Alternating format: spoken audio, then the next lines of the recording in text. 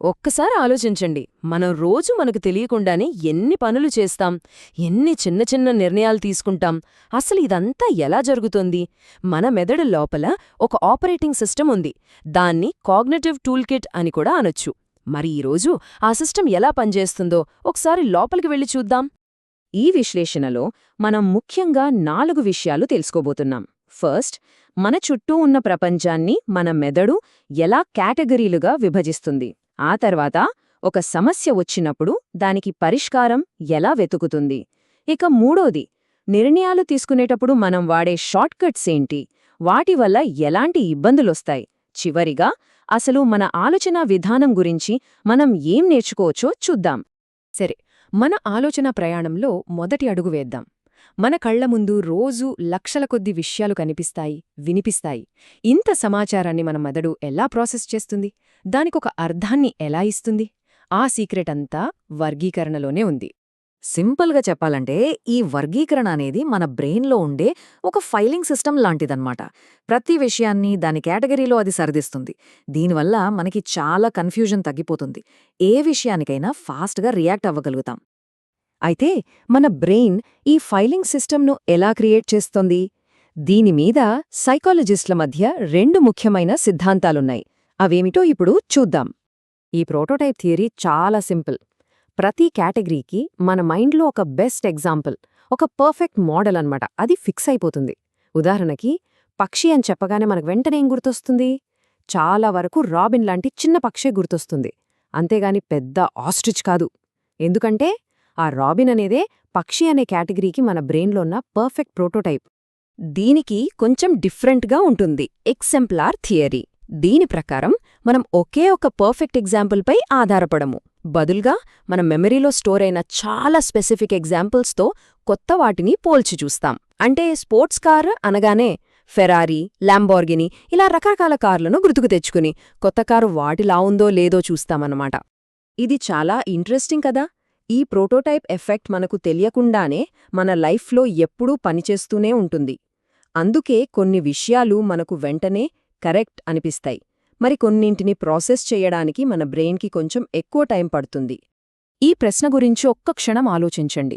ఒక కొత్త జంతువును చూడగానే అది గోల్డెన్ రిట్రీవర్ని పోలి ఉందా లేదా అని చూస్తున్నామంటే ఇక్కడ ఏ థియరీ పనిచేస్తున్నట్టు? Yes, correct. ఇది ప్రోటోటైప్ సిద్ధాంతం. సరే, మన మెదడు సమాచారాన్ని చక్కగా ఫైల్ చేసి పెట్టుకుంది. అంతా ఓకే. మరిప్పుడు ఒక సమస్య ఎదురైతే ఏం చేస్తుంది? ఆ ఫైల్ చేసిన ఇన్ఫర్మేషన్ని వాడుకొని సొల్యూషన్ని ఎలా కనిపెడుతుందో చూద్దాం. ఎప్పుడైనా గమనించారా? మనకు ఒక ప్రాబ్లం వస్తే దాన్ని సాల్వ్ చేయడానికి మన బ్రెయిన్ ఎలాంటి స్ట్రాటజీలు వాడుతుందో? ఈ స్లైడ్లో ఉన్న ఇమేజ్ చూడండి. ఇది ప్రాబ్లమ్ సాల్వింగ్లో మనం ఎదుర్కొనే ఒక బేసిక్ చాయిస్ని చూపిస్తుంది. ఒకవైపు కాస్త నెమ్మదిగా వెళ్ళినా సరే గ్యారంటీగా గమ్యం చేరే దారి. మరోవైపు చాలా ఫాస్ట్గా తీసుకెళ్లే షార్ట్కట్, కానీ రిస్క్ ఎక్కువ.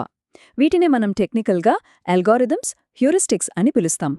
సరే, ఈ అల్గారిథమ్స్, హ్యూరిస్టిక్స్ వీటి మధ్య తేడా ఏంటో ఈ టేబుల్లో చాలా క్లియర్గా ఉంది చూడండి. అల్గారిథం అంటే సింపుల్గా చెప్పాలంటే ఒక వంట పుస్తకంలో రెసిపీ లాంటిది. అందులో చెప్పినట్టు స్టెప్ బై స్టెప్ ఫాలో అయితే రిజల్ట్ గ్యారంటీ, కానీ కొంచెం టైం పడుతుంది. మరి హ్యూరిస్టిక్ అంటే ఇది మన అనుభవంతో వచ్చే ఒక అంచనా, ఒక బండగుర్తు అనుకోండి. ఫాస్ట్గా పనిచేస్తుంది, కాని కొన్నిసార్లు దెబ్బ కొట్టచ్చు. అంటే రిజల్ట్ గ్యారంటీ ఉండవన్నమాట. ఓకే, ఈ హ్యూరిస్టిక్స్ మనకు చాలా టైం సేవ్ చేస్తాయి, కానీ ఈ మెంటల్ షార్ట్కట్స్ ఒక్కోసారి మనల్ని తప్పుదారిలో కూడా నడిపిస్తాయి. అది ఎలాగో ఇప్పుడు చూద్దాం. ఇది చాలా ఇంపార్టెంట్ పాయింట్. మనం వేగం కోసం వాడే ఈ షార్ట్కట్స్కే ఒక డార్క్ సైడ్ ఉంది. కొన్నిసార్లు మన ఆలోచనా విధానంలోనే తప్పులకు దారితీయవచ్చు. వీటినే కాగ్నిటివ్ బయాసిస్ అని అంటారు. ఈ స్లైడ్లో ఉన్న డయాగ్రమ్ ఈ సెక్షన్కి చాలా కీలకం. మనం వాడే మెంటల్ షార్ట్కట్స్ అంటే హ్యూరిస్టిక్స్ ఎలా మనల్ని తప్పుదోవ పట్టిస్తాయో ఇది చూపిస్తుంది. ఇప్పుడు మనం అలాంటి 3 ముఖ్యమైన కాగ్నిటివ్ బయాసిస్ గురించి తెలుసుకుందాం. అవైలబిలిటీ హ్యూరిస్టిక్, కన్ఫర్మేషన్ బయాస్, ఇంకా యాంకరింగ్ బయాస్. ఈ అవైలబిలిటీ హ్యూరిస్టిక్ అంటే ఏంటంటే, ఒక విషయం మనకు ఎంత ఈజీగా గుర్తొస్తే అది అంత ఎక్కువగా జరుగుతుందని మనం నమ్మేయడం. ఫర్ ఎగ్జాంపుల్, మొన్నే న్యూస్లో ఒక ఫ్లైట్ యాక్సిడెంట్ గురించి చూశామనుకోండి. వెంటనే మనకు ఫ్లైట్ జర్నీ అంటే చాలా రిస్క్ అనిపిస్తుంది. కానీ నిజానికి స్టాటిస్టిక్స్ ప్రకారం అది చాలా సేఫ్.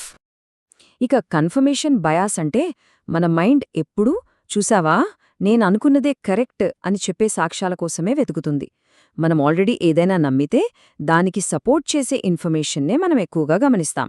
వ్యతిరేకంగా ఉండేదాన్ని పట్టించుకోం. యాంకరింగ్ బయాస్ అంటే ఒక డిస్కషన్లో మనం మొదట విన్న నంబర్ లేదా ఇన్ఫర్మేషన్ మన ఫైనల్ డిసిజన్ని చాలాసేల్ను ప్రభావితం చేస్తుంది. ఉదాహరణకు, ఒక షాప్లో ఒక వస్తువు ధర ముందు 10,000 అని చెప్పి తర్వాత మీకోసం 5,000కే ఇస్తున్నా అంటే మనకది చాలా పెద్ద డిస్కౌంట్లా అనిపిస్తుంది. ఆ మొదటి నెంబరే యాంకర్ అనమాట. సరే, ఇప్పటిదాకా మనం మన ఆలోచనా విధానం గురించి చాలా విషయాలు చర్చించుకున్నాం కదా. వాటన్నింటినీ ఒకసారి క్లుప్తంగా గుర్తుచేసుకుందాం. సో, మన థింకింగ్ ప్రాసెస్లో ఈ 3 స్టెప్స్ చాలా ముఖ్యం. ఫస్ట్, మన చుట్టూ ఉన్న ప్రపంచాన్ని అర్థం చేసుకోవడానికి దాన్ని కేటగిరీలుగా విభజిస్తాం. నెక్స్ట్, సమస్యలు వస్తే వాటిని సాల్వ్ చేయడానికి నెమ్మదిగా అయినా పక్కాగా ఉండే దారి లేదా ఫాస్ట్గా ఉండే షార్ట్కట్ ఎంచుకుంటాం.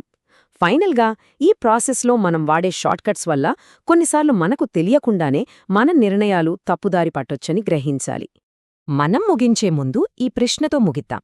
మన ఆలోచనా విధానంలోని ఈ రహస్యాలు, ఈ షార్ట్కట్స్, వాటి వల్ల వచ్చే ఇబ్బందులు, వీటన్నింటి గురించి తెలుసుకోవడం మన రోజువారీ జీవితంలో మరింత మంచి, తెలివైన నిర్ణయాలు తీసుకోవడానికి ఎలా ఉపయోగపడుతుంది? దీని గురించి ఆలోచించండి.